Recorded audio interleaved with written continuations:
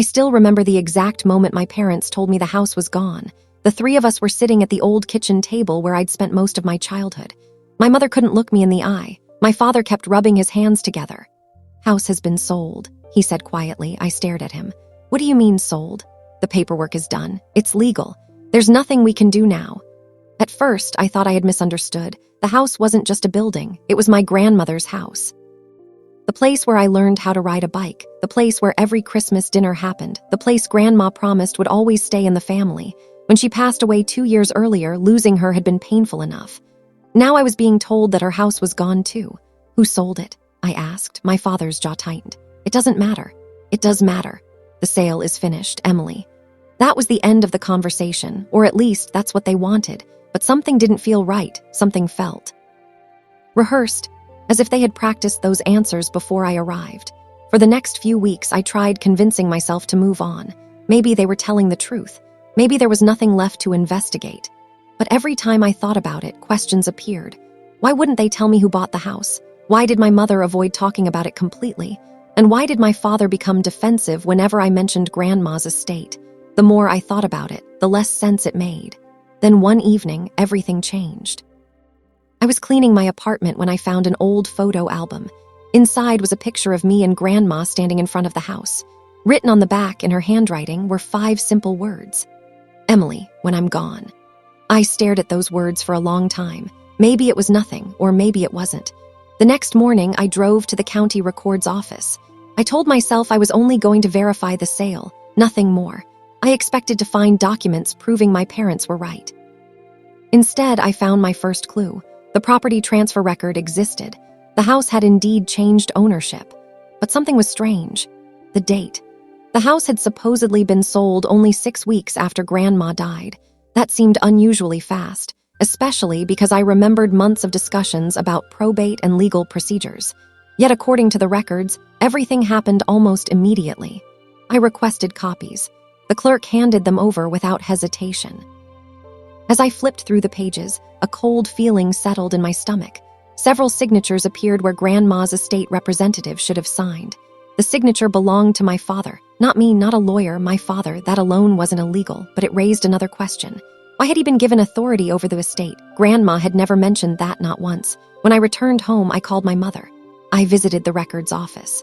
Silence. Then she whispered, "Emily, let it go." My heart sank.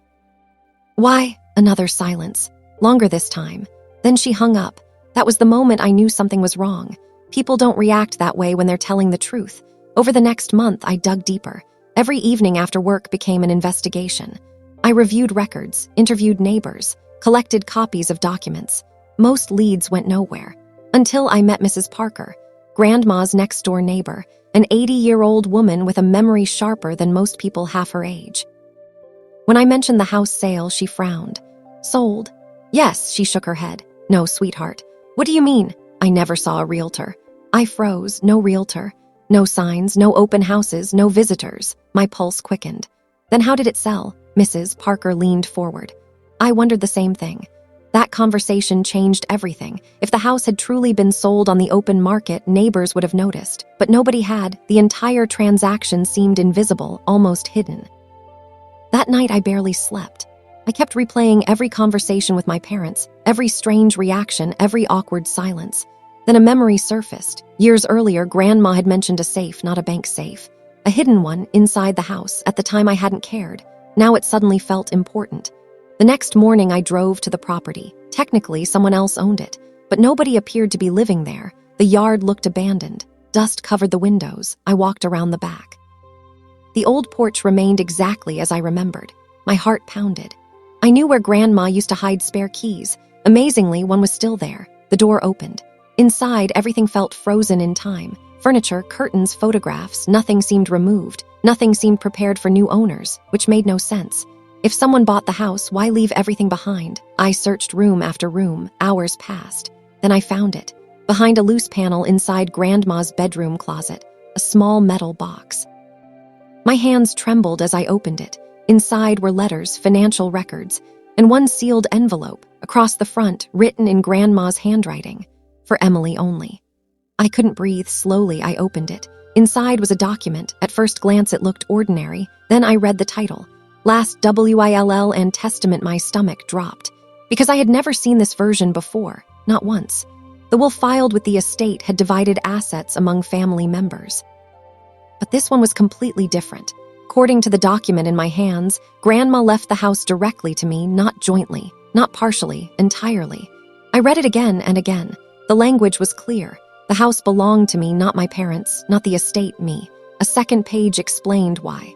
Grandma believed I would protect the property and preserve family memories. Tears filled my eyes. For a moment, I couldn't think. Then reality returned.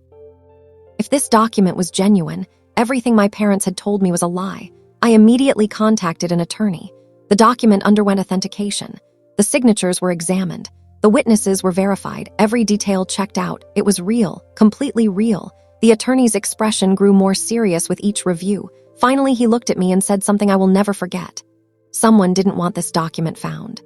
Investigation expanded. More records surfaced. Bank statements, communication logs, property filings. Piece by piece, the truth emerged. After Grandma died, my father discovered the hidden will. Instead of reporting it, he concealed it. The version submitted during probate was an older draft, one that gave him significantly more control. With that authority, the property was transferred through a series of transactions that appeared legal on the surface. But the foundation was fraudulent. The entire process depended on hiding the true will, the document sitting in my lap. The one Grandma left for me. When confronted, my father denied everything. At first. Then evidence started appearing, documents, emails, witness statements. The story changed repeatedly. Eventually, there was nowhere left to run. The truth had become impossible to hide. What hurt most wasn't losing the house. What hurt most was realizing who had betrayed me, my own parents. The people I trusted more than anyone.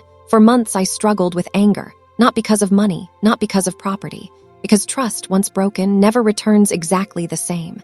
The legal battle lasted nearly a year. Long meetings, court filings, endless paperwork. Some days I wanted to quit. Some days I wondered if the fight was worth it. Then I'd remember Grandma. I'd remember her voice, her kindness. The way she always said that truth matters, even when it's inconvenient, especially when it's inconvenient, so I kept going. And eventually, the decision arrived. The concealed will was recognized as valid. The property transfer was reversed. Ownership returned to its rightful place. To me, the day I received the final confirmation, I drove straight to the house. The same house everyone claimed was gone forever. The same house they insisted had been sold legally. I walked through every room, the living room, the kitchen, the hallway where childhood photos once hung. Sunlight poured through the windows exactly as it had years ago. For the first time in a very long time, I felt peace, not victory. Peace. Because this was never really about a building. It was about truth. A truth hidden inside a secret document. A truth buried by the very people who should have protected it. And a truth that refused to stay hidden forever. As I stood in Grandma's bedroom one last time, I looked toward the closet where the metal box had waited all those years. One small document had changed everything. If I hadn't searched, if I had believed the story I was told, if I had accepted their version of events, I would have lost the house forever. Instead, I learned something far more important. Sometimes the people closest to you can hide the biggest secrets.